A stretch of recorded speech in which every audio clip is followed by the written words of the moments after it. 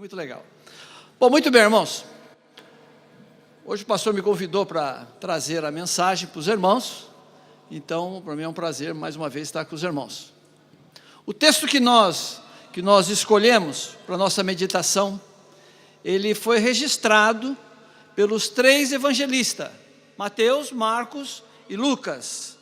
E então, nós teremos como base o Evangelho de Marcos, no qual ele relata aí uma quase tragédia, Então, nós vamos pegar o texto de Marcos. Marcos 4, de 35 a 41. Nós vamos fazer a leitura. O texto vai estar projetado aí, mas os irmãos mantêm as suas Bíblias abertas. Que diz assim: E naquele dia, sendo já tarde, disse-lhes: Passemos para o outro lado. E eles, deixando a multidão, o levaram consigo, assim como estava no barco. E havia também com eles outros barquinhos. E levantando-se grande temporal de vento, e subiam as ondas por cima do barco, de maneira que já enchia. E ele estava na popa, dormindo sobre uma almofada. E despertaram-lhe, dizendo: Mestre, não te dá que morremos, que pereçamos? E ele, despertando, repreendeu o vento e disse ao mar: Cale-te, aquiete-te.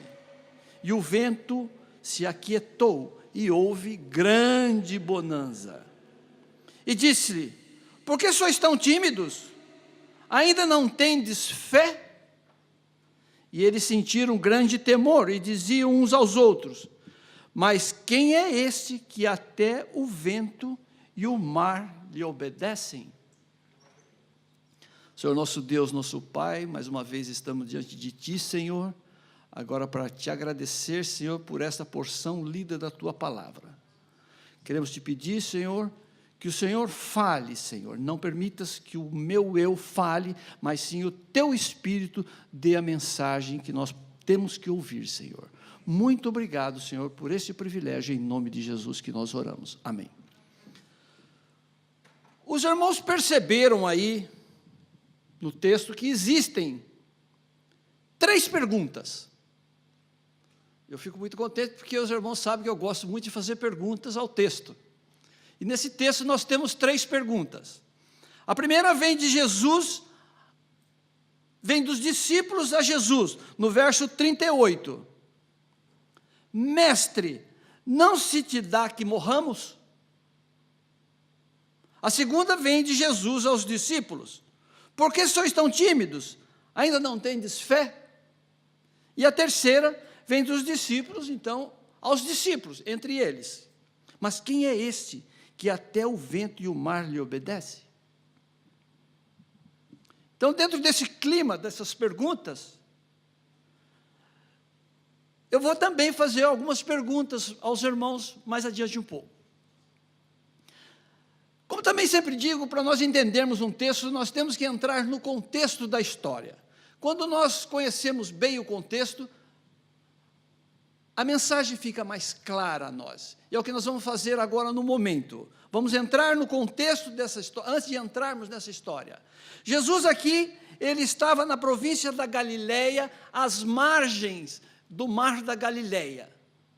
Então, só lembrando os irmãos, que o Estado de Israel ele foi dividido pelo Império Romano em 3 províncias. Uma mais ao sul, que se chamava a província da Judeia, uma no meio, que era Samaria, e ao norte, a província da Galileia. Era esta onde Jesus estava. À margem do mar da Galileia, bem lá, quase ao norte. Nessa província, Jesus realizou a maioria dos seus milagres. Ele passou o maior tempo do seu ministério na província da Galileia. Ele realizou a maioria dos seus milagres, ele contou a maioria das suas palavras, todas na região da Galileia, nessa província da Galileia, mais ao norte lá de Israel. E estudos nos apontam que esses dias de Jesus, ele foi muito agitado. Foi nesse mesmo dia que aconteceu essa quase tragédia, que Jesus curou aquele servo daquele centurião romano. Também foi nesse mesmo dia que Jesus ressuscitou o filho daquela viúva de Naim. E depois dessa ressurreição, Jesus caminhou até o mar da Galileia. E quando chegou muito próximo do mar, já na margem do mar, uma grande multidão estava seguindo o mestre. Claro, tudo por conta dos milagres e para até ganhar algum benefício do mestre. E aí, ele pega um pequeno bote que ali estava ancorado, se afasta um pouco daquela margem e profere aquelas 7 parábolas que nós conhecemos a respeito de quem irá morar no reino dos céus, que foram a parábola do semeador, aquela parábola do joio e do trigo, a parábola do grão de mostarda, a parábola do fermento, a parábola do tesouro escondido, a parábola da pérola de grande valor, que nós já pregamos aqui a respeito dessas 2 parábolas, e a parábola da rede de arrasto. Essas 7 parábolas foram contadas no mesmo momento por Jesus, e elas falam a respeito de quem iria morar no reino de Deus. E o texto nos aponta que, ao fim dele contar essas parábolas, já era tarde, já estava na boca da noite. E ele dá uma ordem aos seus discípulos. Passemos para outra margem do lago, ou seja, o verso 35. Passemos para outra margem do lago. E então eles iniciam a travessia daquele lago.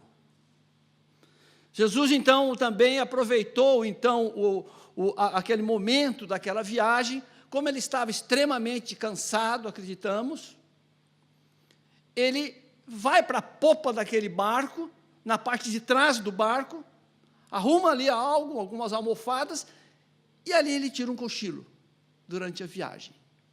E o texto nos diz também que no percurso da viagem, uma tempestade incontrolável veio sobre aquele barco, e Jesus ainda continuava dormindo. E aqueles homens, aqueles pescadores, entraram em pânico, porque sentiram que aquele barco ia a pique, ia afundar. E Jesus dormia na polpa do barco. E eles tomaram, então, uma sábia decisão. Vamos acordar o mestre. Vamos acordar o mestre. E acordaram o mestre. E Jesus acalmou a tempestade. Esse é o contexto desta quase tragédia, porque ela não aconteceu, quase tragédia. Claro que isso não é uma parábola, isso foi um fato, isso aconteceu. Tá? A primeira pergunta que eu faço para os irmãos é: qual seria a sua atitude se estivesse naquele barco? Você acordaria também Jesus? Compartilhe aí com quem está do seu lado apenas sim ou não. Você acordaria Jesus? Sim ou não? A situação era desesperadora.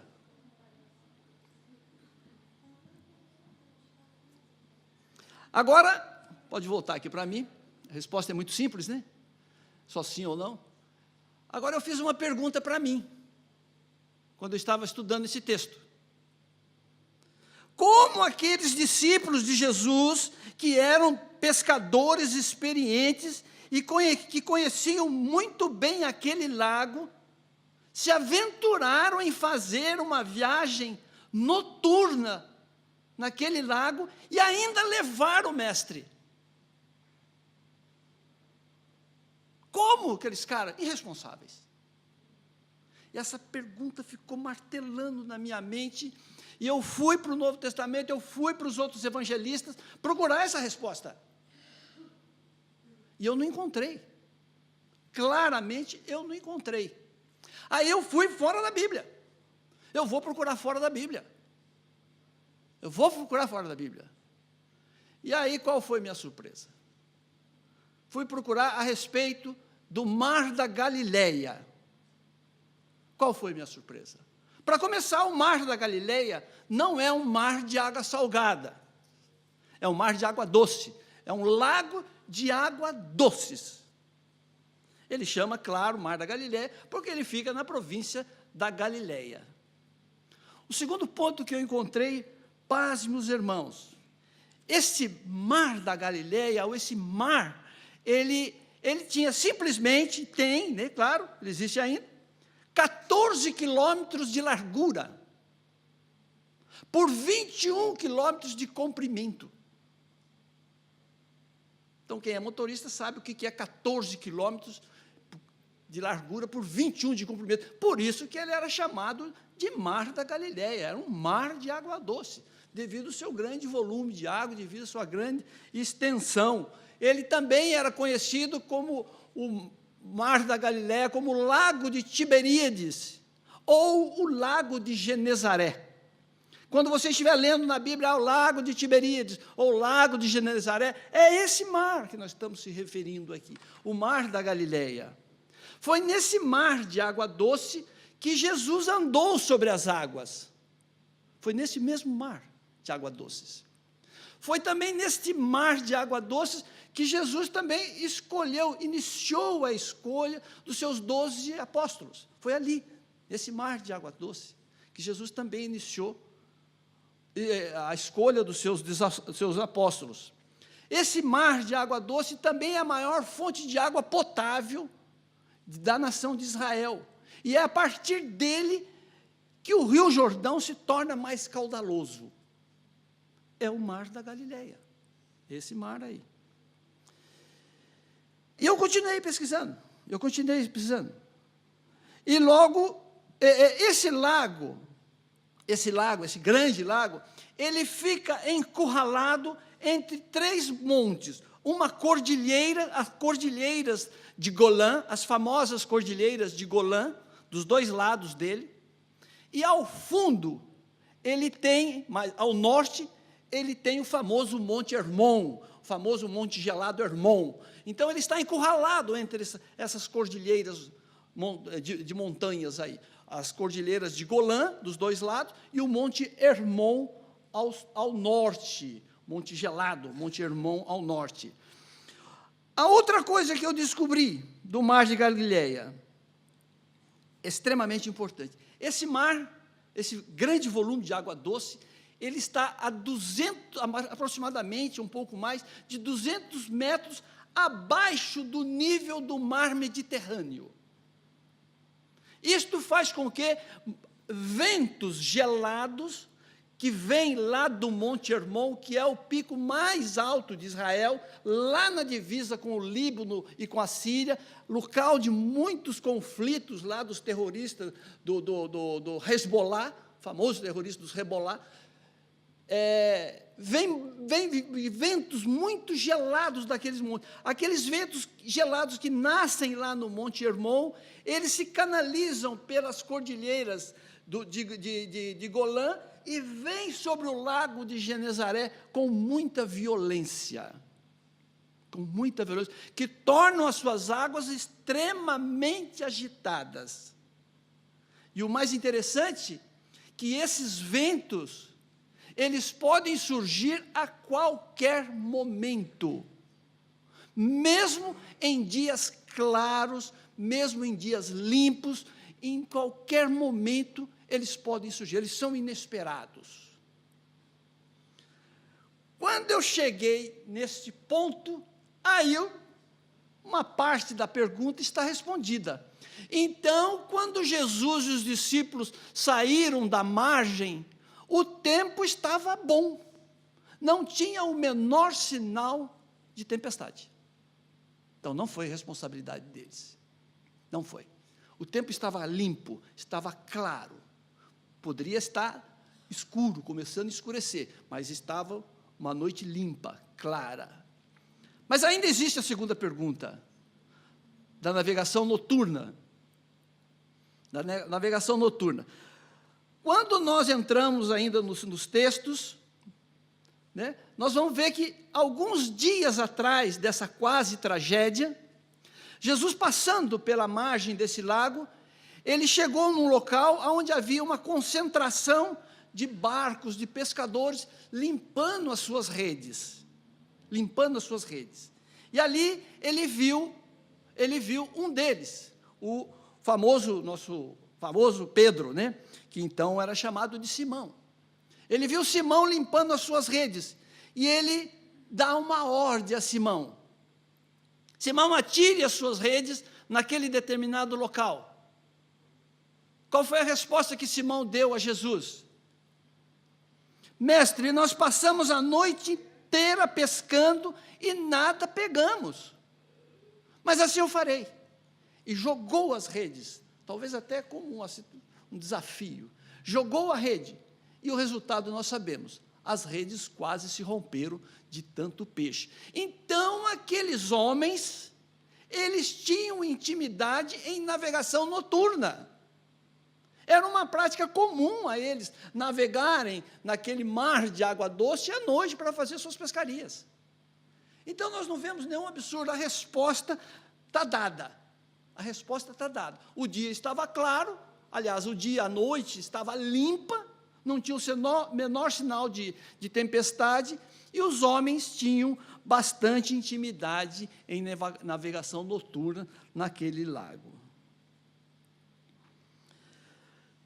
Quando também continuei na minha pesquisa a respeito do lago de Genezaré, eu também aprendi e conheci algumas outras coisas, algumas já te disse aí.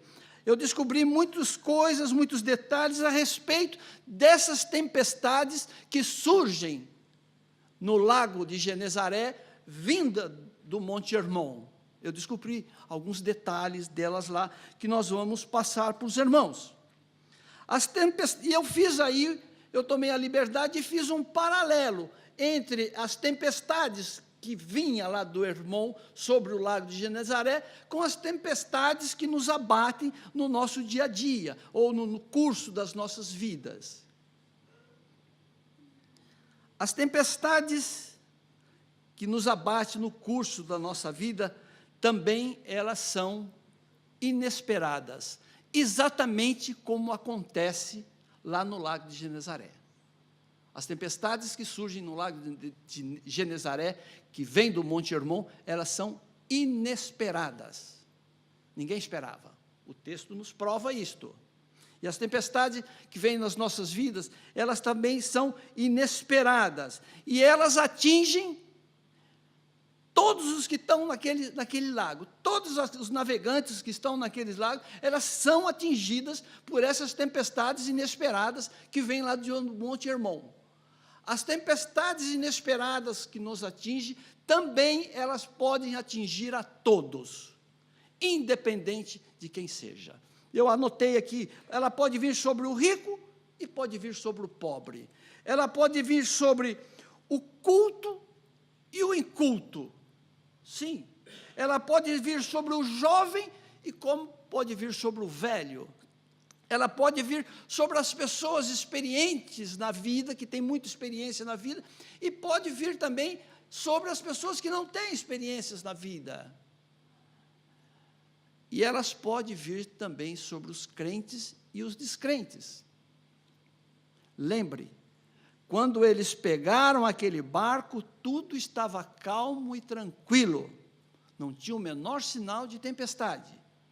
E outro detalhe, estavam naquele barco só pessoas escolhidas por Jesus. Não tinha incrédulo naquele barco. Gente também com muita experiência em navegação noturna e acostumado com aquelas tempestades no marco, naquele lago. Aí, mesmo assim, a tempestade os atingiu. Porque as tempestades da vida, elas atingem a todos, indiscriminadamente, quem for. Isso não instrui que Deus não nos blindou das tempestades inesperadas da vida. Todos nós, crente ou descrente, estão sujeitos às tempestades inesperadas da vida. O segundo ponto que eu descobri a respeito das tempestades inesperadas lá do Mar da Galileia, elas também podem ser inevitáveis. Inevitáveis. É claro que aqueles pescadores, aqueles navegantes, eles não tinham como evitar aquela tempestade, porque aquilo era um fenômeno da natureza. Então, quem navega nela, quando ela chega, tem que encarar. Não tem como desviar, porque ela varre todo o lago de Genezaré. Não tem como desviar. Não é como um voo que um aviador ele sobe e desvia das tempestades. Não, as tempestades da vida nós não temos como desviar delas, elas são inevitáveis. Nós temos que encarar, nós temos que encarar. Custe o que custar. Custe o que custar. As tempestades da vida, então, elas são inevitáveis. E nós temos que encarar. Pense num exame de rotina, num médico, e você vai e recebe a notícia de uma doença grave, gravíssima. Inesperada, uma notícia inesperada, você não esperava aquilo. Pense numa crise conjugal séria. Pense num desemprego. Você vai para trabalhar, chega lá, pá, não tem mais trabalho. Pense num acidente, um acidente automobilístico, um acidente qualquer, inesperado.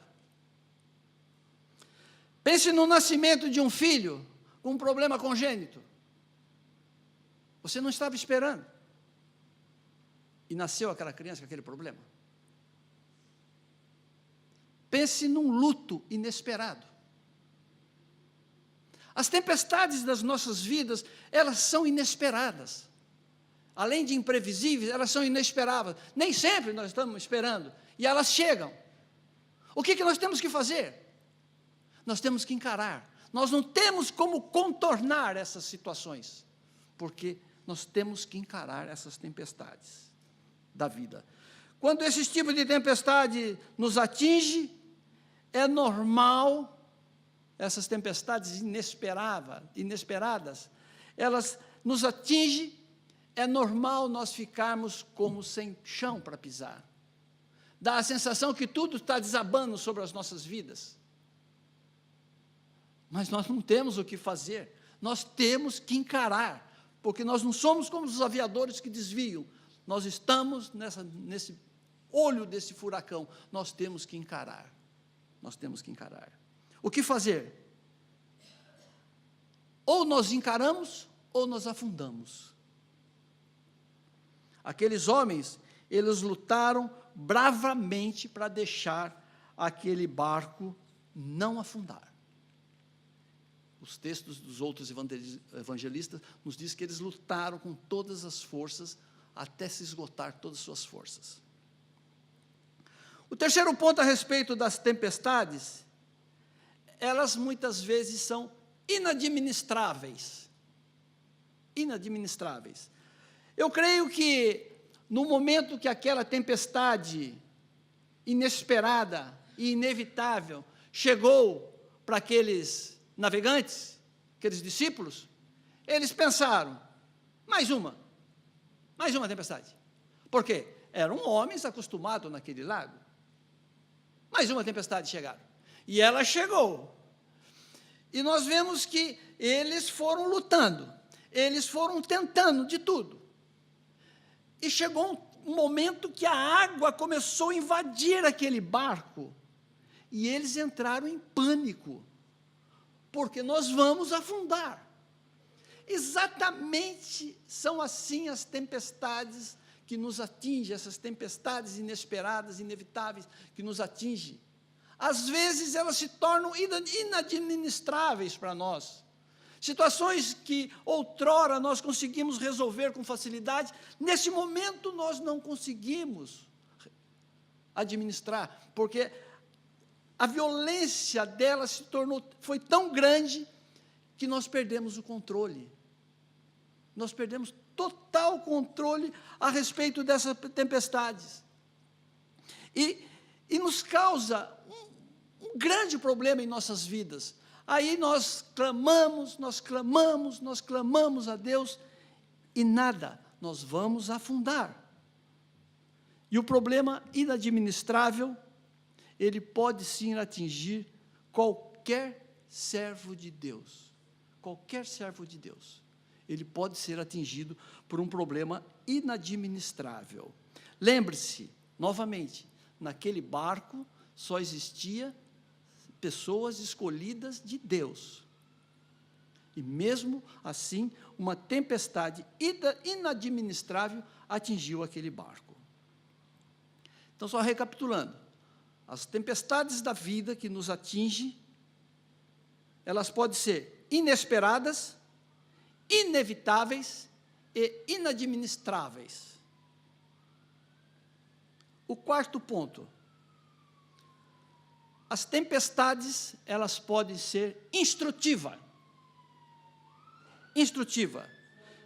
Jesus, como Deus encarnado, ele sabia que aquela tempestade viria.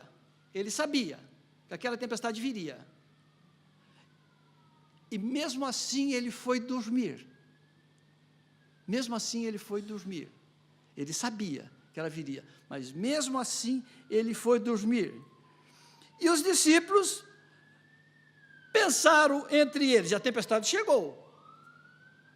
Mesmo eles tendo presenciado muitos dos milagres de Jesus, aqueles homens, eles tinham ainda algumas dúvidas a respeito de quem era Jesus, de quem era o Mestre. Por isso Jesus foi dormir e deixou eles livremente para encarar aquela tempestade. E a tempestade chegou e eles entraram em pânico, porque eles não tinham o que fazer, e aí eles recorreram ao Mestre. Nós somos exatamente assim. Nós já presenciamos muitos milagres de Jesus, nós já vimos muitos prodígios de Jesus, e mesmo assim, ainda falta algo a nós, para nos completar. Deus permite, muitas vezes, tempestades inadministráveis em nossas vidas, não para nos ver sofrer apenas, não, para nos instruir. Porque muitas vezes são nessas tempestades que nós nos aproximamos mais de Deus. Aqueles homens correram para Jesus. Então, são nessas tempestades que nós nos aproximamos mais de Deus. Aqueles homens que tinham grande experiência, mesmo assim, eles entraram em pânico, eles correram ao Mestre para acalmar a tempestade. E Jesus acalmou a tempestade. Amém, irmãos? Com tudo isso em mente, vamos entrar agora nas perguntas que foram feitas naquele momento daquela tempestade. A situação do barco, só recapitulando, a situação do barco era desesperadora. A situação no barco, naquele momento de tempestade, era desesperadora. A embarcação ia afundar. E as forças daqueles pescadores, daqueles homens, praticamente já tinham se esgotado. Todos os recursos deles, o que eles poderiam fazer para conter aquele barco ainda navegando, já tinha sido esgotada. Nós vamos afundar. Vamos acordar o Mestre. Eu creio que todos, unânimes, tiveram essa ideia. Vamos acordar o Mestre. E com certeza, esta tenha sido a mesma atitude de todos nós. Todos nós acordaríamos o Mestre. Verso 38. Os irmãos se lembram da resposta que vocês deram quando eu fiz a pergunta no começo. Qual seria a atitude que cada um teria se estivesse naquele barco? Acordaria ou não o Mestre? Mestre, não te importa que pereçamos? E uma outra tradução, Mestre, não te importa que morramos? Os irmãos notaram que a pergunta que os discípulos fizeram para Jesus, ela tem um tom de crítica. Ela tem um tom de crítica. Mestre, o Senhor não se importa que nós morramos? Ela tem um tom de crítica. Eu confesso aos irmãos que quantas vezes eu já me dirigi a Deus com esse mesmo tom de crítica, numa situação difícil. E eu oro, às vezes até cheguei a orar, algumas vezes até com lágrimas nos olhos. Senhor, o Senhor não está vendo o que eu estou passando? Vem logo me socorrer. Não tarde, Senhor, eu não estou mais aguentando. Eu já fiz muitas vezes essa oração. Mas eu estou muito tranquilo porque eu e os discípulos não estamos sozinhos nessa crítica a Deus. Não estou sozinho nessa crítica a Deus. Olha só o que diz o Salmo de número 13.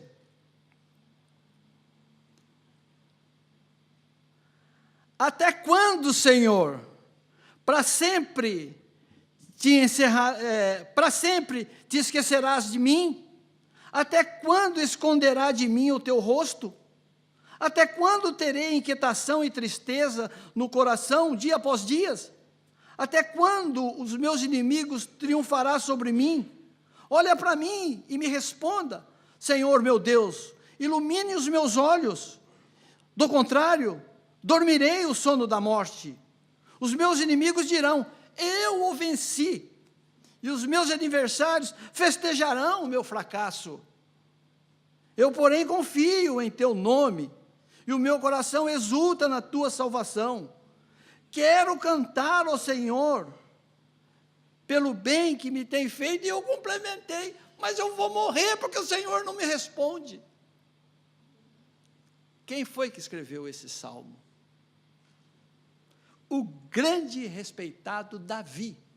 Davi também teve momentos de censura a Deus. Por isso eu disse, eu não estou sozinho nessa. Clamo a noite toda, o dia todo, e nada acontece. Parece até que a coisa piora. Quanto mais eu oro, parece que mais a coisa piora. Eu cheguei até a ter essa sensação, o Senhor não está me ouvindo. Aí eu recorro às irmãs do grupo de oração. Mas a coisa não melhora, continua na mesma. Parece que até piora, até assim eu brinco até com a dona Marina. O silêncio total de Deus. Silêncio total de Deus. Mesmo a gente envolvendo outras pessoas, acontece o silêncio total de Deus. Deus está dormindo? É claro que não, nós sabemos que Deus não dorme. As nossas urgências, irmãos, nem sempre são urgentes para Deus. Nem sempre. Infelizmente, o silêncio de Deus às vezes fala muito mais alto a nós do que o barulho das próprias tempestades que nos está afligindo. E o mesmo Davi que escreveu aquele salmo censurando a Deus, logo depois ele escreveu um outro salmo, o salmo de número 121, que diz assim: eleva os olhos para os montes, de onde me virá o socorro? O meu socorro vem do Senhor que fez o céu e a terra. E Ele não permitirá que os meus pés vacilem, e não dormitará aquele que te guarda. É certo que não dormita, nem dorme o guarda de Israel. O Senhor é quem te guarda, o Senhor é a tua sombra e a tua direita. De dia não te molestará o sol, e nem à noite a lua. O Senhor te guardará de todo mal. guardará a tua alma, o Senhor guardará a tua saída e a tua entrada, desde agora e para sempre. O nosso Deus não dorme. As nossas urgências nem sempre são urgentes a Deus. Guardem isto, irmãos. E permita eu dar um testemunho de uma irmã lá do Brasil, que eu conheci. Essa irmã, ela tinha um filho, e ela orou pela conversão desse filho por muitos anos. Porque esse filho, devido ao alcoolismo, ele se tornou um homeless, um andarilho de rua. E essa irmã orou insistentemente a Deus, orava insistentemente a Deus pela conversão, pela restauração daquele seu filho que foi criado na igreja. E essa irmã morreu. E não viu os resultados de suas orações. Hoje, aquele filho é um grande servo de Deus. Ele se tornou um grande servo de Deus. Aquela irmã não parou de orar. Não parou. O silêncio, muitas vezes, de Deus nos incomoda. O silêncio de Deus nos incomoda. Mas as nossas urgências nem sempre são urgentes para Deus. Aquela irmã não parou de orar. Continue orando. Não pense que Deus não está te ouvindo. Não pense que Deus está dormindo. Continue orando a Deus, se você tem uma causa inadministrável. A segunda pergunta, agora de Jesus aos discípulos. Diz nos textos que Jesus ordenou então a tempestade, e esta se acalmou. Depois ele fez a pergunta aos discípulos. Note que ele não é uma afirmação, é uma pergunta. É uma pergunta. Verso de número 40. Verso de número 40 de Marcos. É uma pergunta, não é uma afirmação. Por que sois tão tímidos? Ainda não tendes fé? Essa pergunta de Jesus me intrigou também. Ela me deixou encabulado, bastante. E porque será que Jesus não foi injusto com aqueles homens? Qualquer um crítico da palavra de Deus diria: Jesus foi injusto com aqueles homens. Aqueles homens fizeram de tudo para salvar aquela embarcação. Eles não jogaram, não, as âncoras. Fizeram de tudo para salvar aquela embarcação. E eu creio até que aqueles homens, por uma questão de respeito ao mestre, sabendo que o mestre tinha tido um dia extremamente duro, difícil, cansativo, deixaram o mestre descansar na polpa do barco, falando: não, essa tempestade nós vamos dar conta dela, nós estamos acostumados com isto. E eles tentaram de tudo, mas ele não deu conta, a coisa era muito forte. E aí que foram acordar o mestre. Será que Jesus não foi duro com eles? Me incomodou bem. Mas qual foi minha surpresa? E eu debrucei sobre o texto. E fui pedindo uma orientação. Porque nós sei que Jesus não é injusto. Eu sei, todos nós aqui sabemos que Jesus não é injusto. Mas como que veio essa quesito na minha mente? E vieram algumas respostas rápido para mim. Vieram 4 respostas para mim. A primeira resposta, anote aí. Eduardo, eu não fui injusto. Começa por aí. Eu sei, mestre. Eu tinha que ser duro com eles. Existia uma promessa minha a eles. Observe bem o que eu disse no verso 35. Passemos para outra margem. Eu não disse a eles que alguns passariam. Eu disse que nós iremos passar, ou seja, todos irão passar. Todos passariam. Deus, meus irmãos, não nos prometeu uma vida fácil. Jamais. Não nos prometeu uma vida fácil. Ele nos prometeu uma chegada certa no paraíso.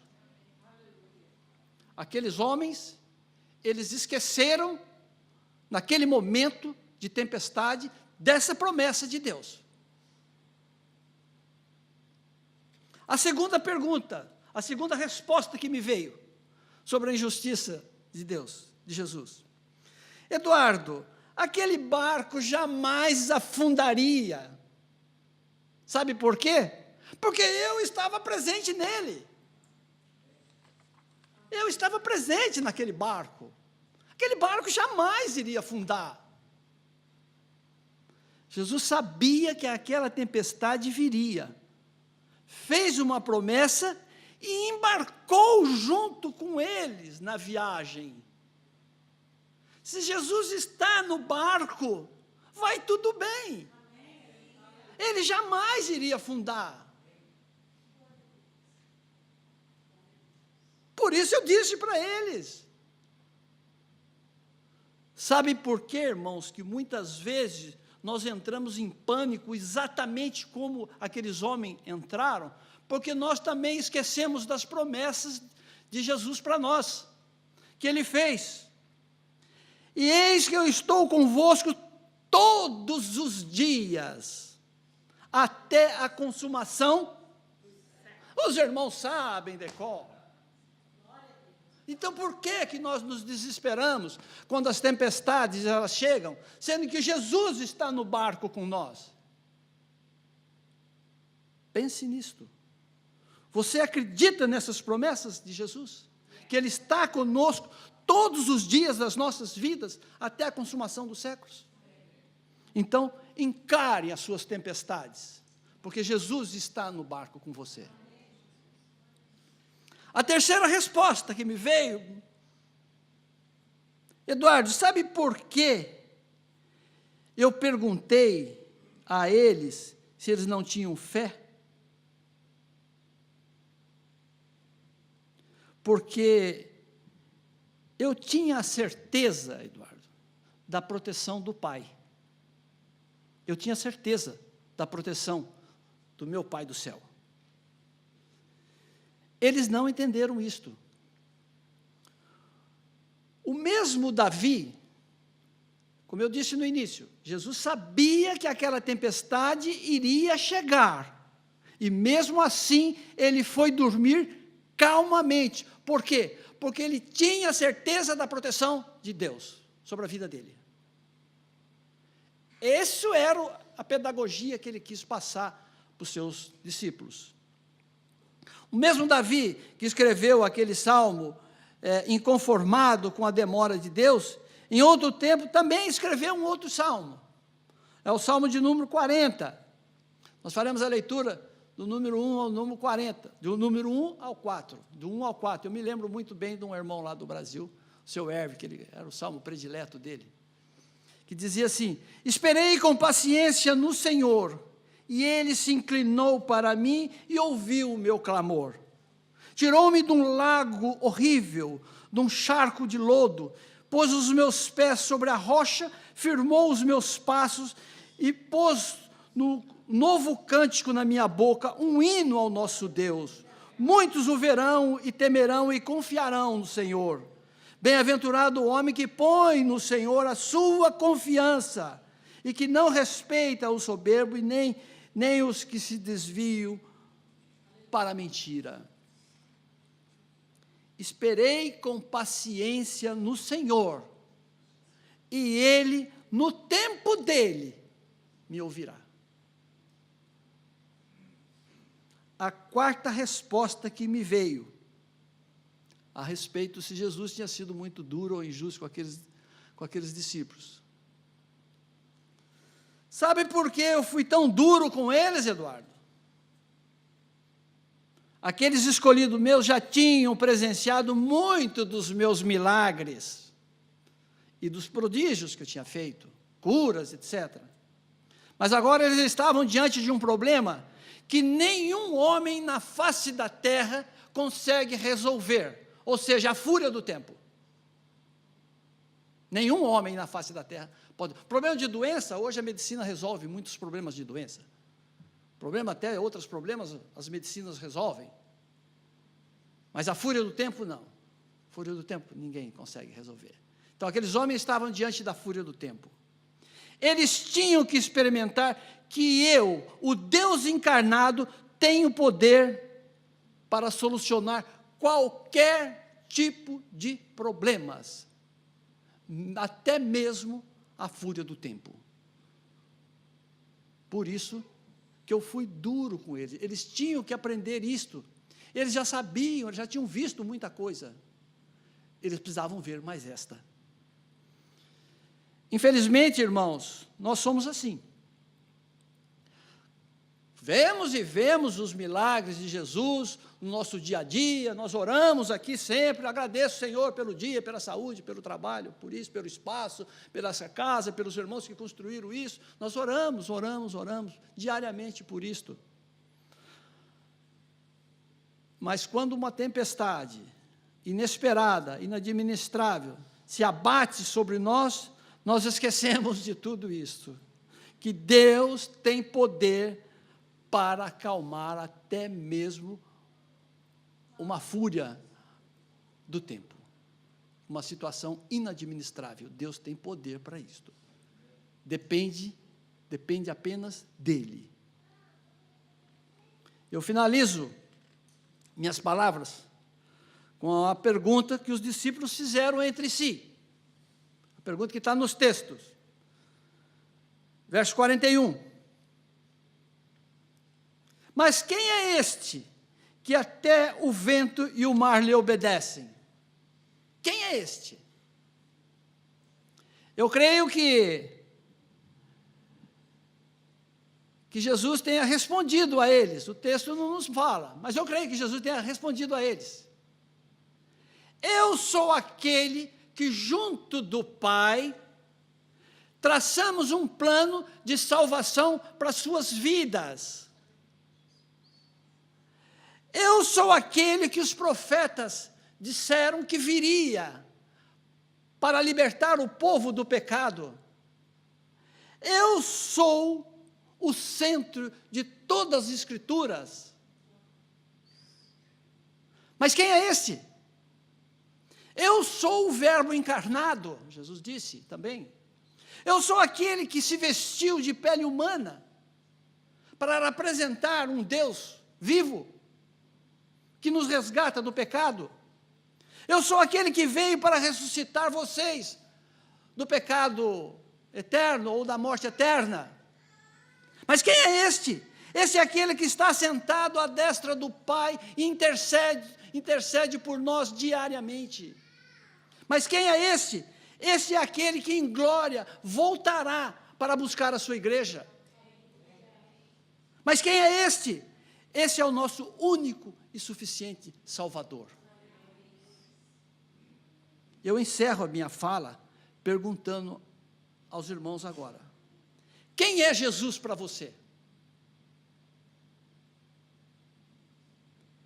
É aquele que é lembrado apenas nos momentos de tempestade?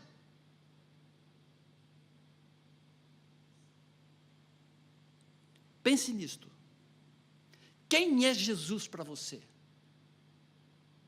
Na última fala que eu disse aqui, eu falei, nós não podemos tratar Jesus como um objeto descartável, que nós só recorremos a Ele quando necessitamos. Não, Ele está conosco diariamente, dia após dia, e Ele tem que ser tratado como tal. Quem é Jesus para você? Fique com isso na sua mente e responda isso no seu íntimo. Eu gostaria de chamar a equipe de louvor, nós vamos cantar um hino.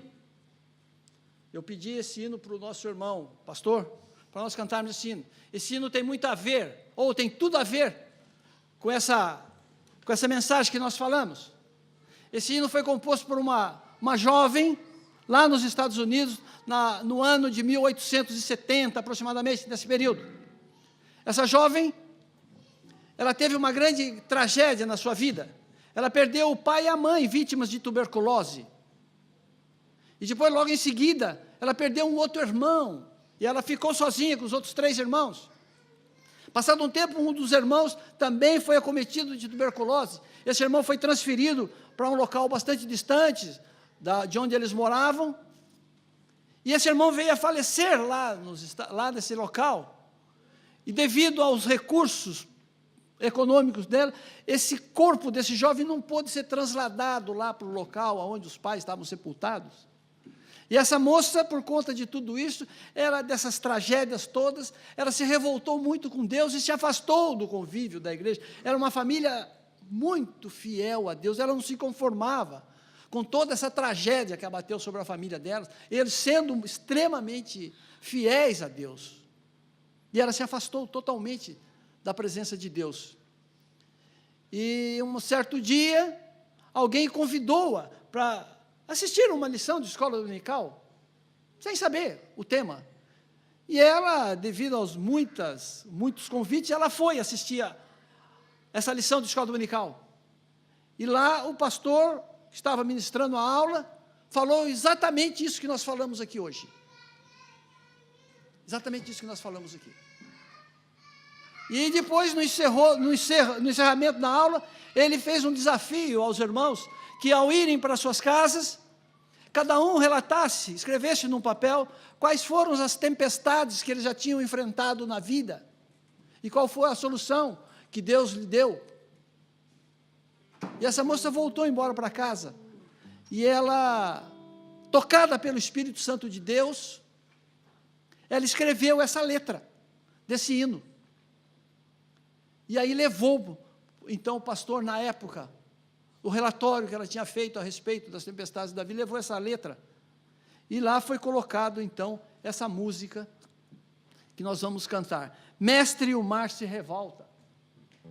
Bastante conhecida dos crentes mais velhos aí.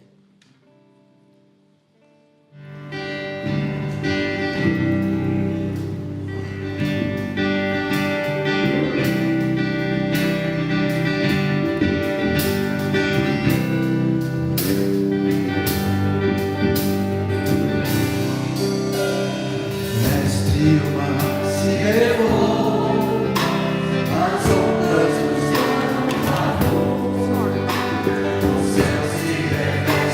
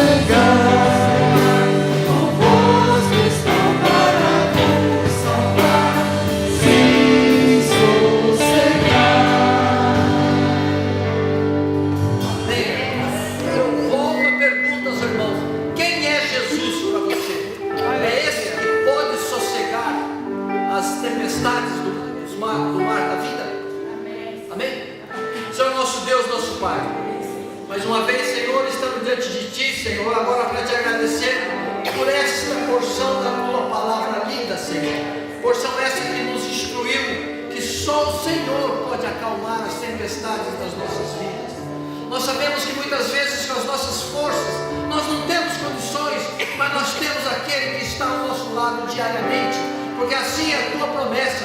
O Senhor não nos abandona, o Senhor não sai do nosso lado. Então, Senhor, não permita jamais, Senhor, que nós nos esqueçamos, Senhor, dessa promessa, que o Senhor sempre estará conosco, diariamente, Senhor. Muito obrigado, Senhor, por essa porção da tua palavra.